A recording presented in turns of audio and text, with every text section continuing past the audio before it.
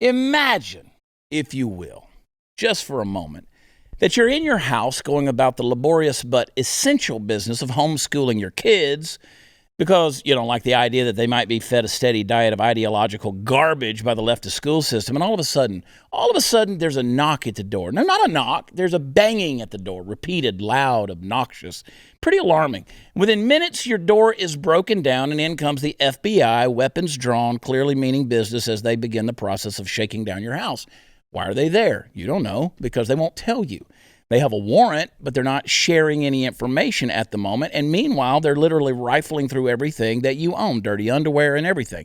This is apparently how things are now going to be done in Colorado, where a homeschool mom who's been active in her local school board's meeting and has helped to effectuate some real change was arrested earlier last month. The FBI raided her house on suspicion that she is wait for it, a domestic terrorist.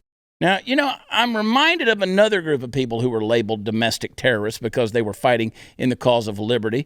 And Sharona Bishop and the aforementioned mother, homeschooler, and activist would seem to fall into good company if that's how the dictatorial powers that be choose to see her. This is a lady who goes to school board meetings and helps in the fight to overturn things like mask mandates in the name of children who aren't even hers. Her kids are at home in a learning environment that has been thus far protected from the rot of the public school system. She's fighting for the liberty of fellow parents and their kids. And when I say fighting, I mean verbally fighting, okay? Folks, the scariest thing about the left is the way in which it perverts the language with which we all speak. Because, folks, as I've said many times on this show, the way we speak is the vehicle in which our thoughts travel back and forth with each other.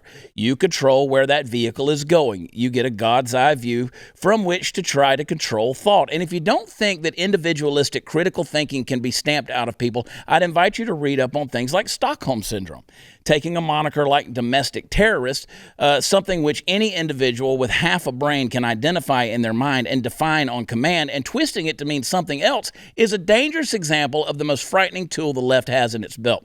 Because the rule of law requires that individual freedoms must be protected, at times by force. We are left with the all too often ambiguous task of always seeking to use that force wisely.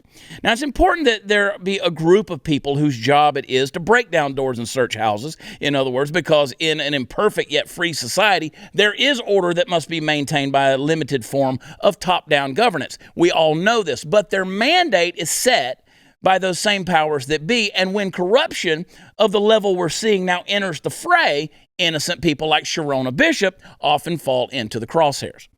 We do not have a choice as to whether or not we can fight this battle over the hearts and minds of our children. Protecting them is put on the mantle, but the mantle is put upon our shoulders as parents by God himself.